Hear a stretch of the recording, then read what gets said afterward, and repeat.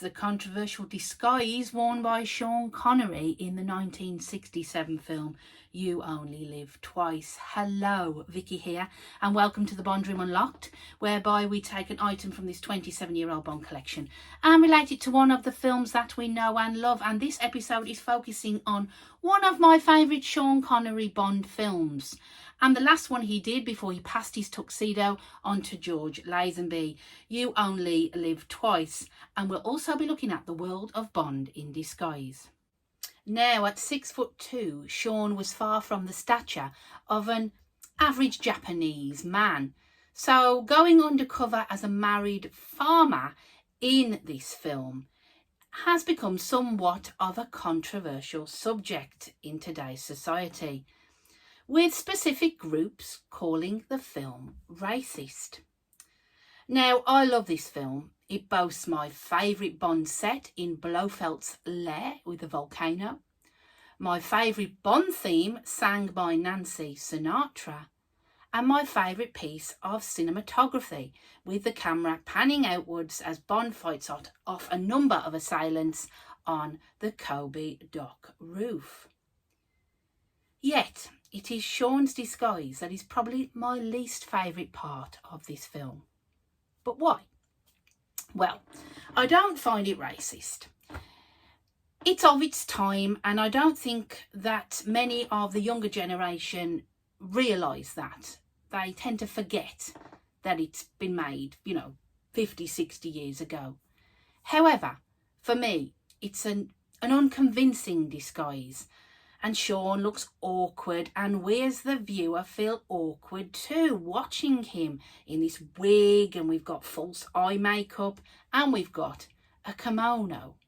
The Japanese village section is a strange section of the film, really. It's as though it's been added to add cultural value to the film, and that bringing the mysteries of the Orient to the paying masses. I myself am more bemused by this section. It doesn't spoil the film for me, not at all, because there are so many fantastic elements that completely overshadow this whole middle section. Now, Martyn, Bond fan, what is your favourite Bond disguise? Thank you, Vicky, for asking me to participate once again. James Bond in disguise.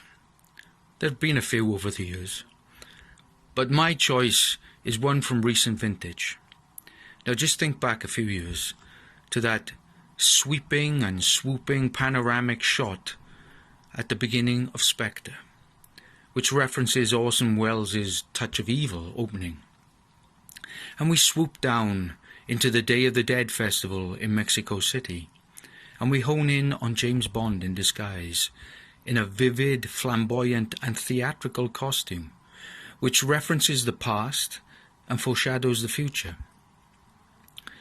And what we have is James Bond as Baron Samedi, that voodoo god of death, which references obviously Live and Let Die, Sam Mendes's and Daniel Craig's one of their favourite James Bond films, and also foreshadows the future of Daniel Craig's Bond and the future narrative of that particular film.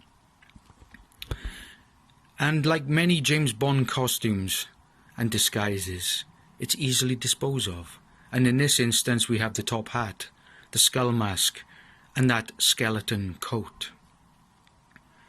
But James Bond, in this instant, should be wary of what he wishes for he is on an unsanctioned mission in pursuit of an assassin.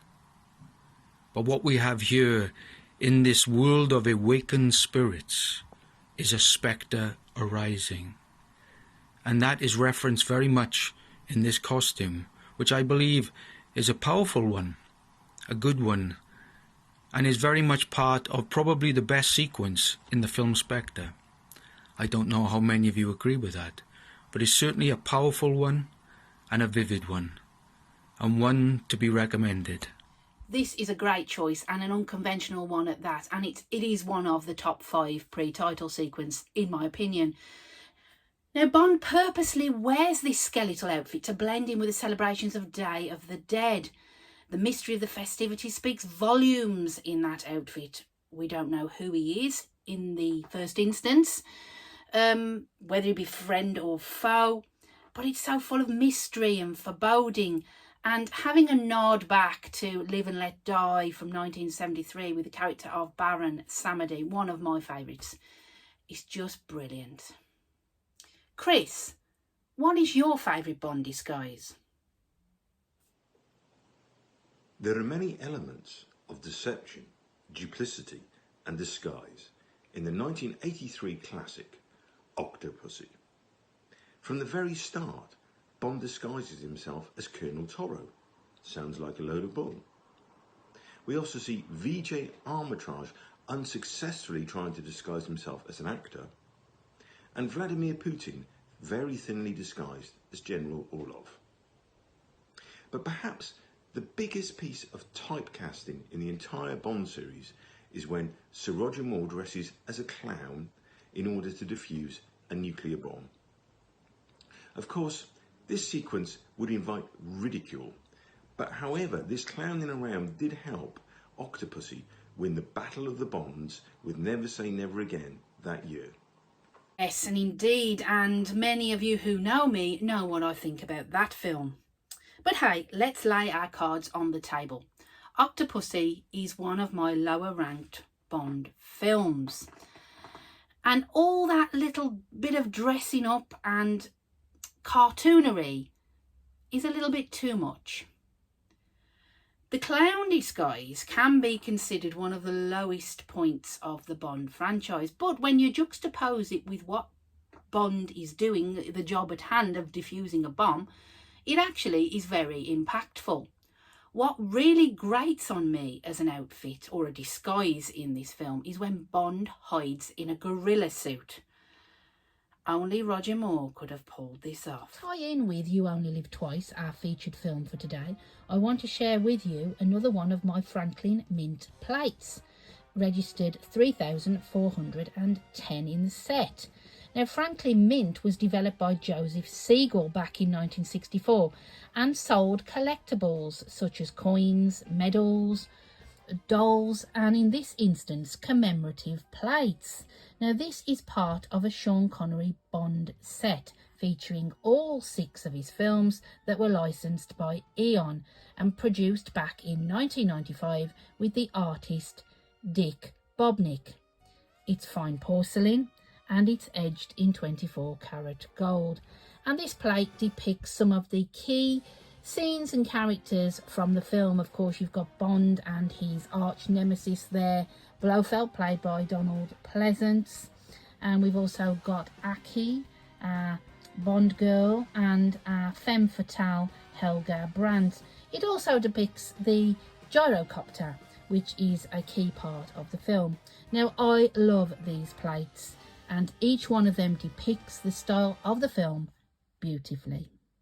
Now let's hear from Bond fan Craig with his favourite Bond disguise. Over to you, Craig. Hi.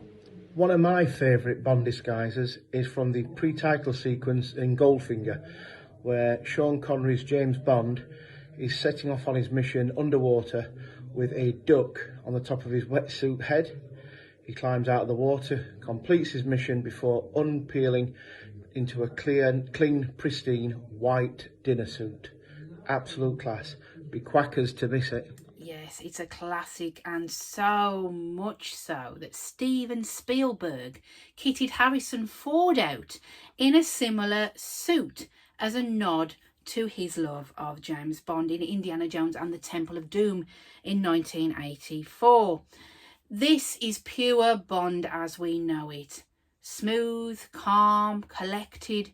It's a fabulous sequence and just emphasises why Goldfinger is an absolute classic and my favourite. So that's it for our brief look at just a small sample of some of the Bond disguises in the franchise in part 1 of this topic. If you have enjoyed it, then give it an MI6 stamp of approval and click on the notifications below. And why not subscribe to the channel so you don't miss out on any further missions. You can also find the Bond Room Unlocked on Instagram and on Facebook with extra Bond content. And you can also find me guest appearing occasionally on Spy Movie Navigator, Cracking the Code of Spy Movies podcast, where we've just released our pre-title sequence look at License to Kill. So make sure you check that out too. I'd like to thank my guests today, Martyn, Chris and Craig. And I'd like to thank you for joining me at the Bond Room Unlocked.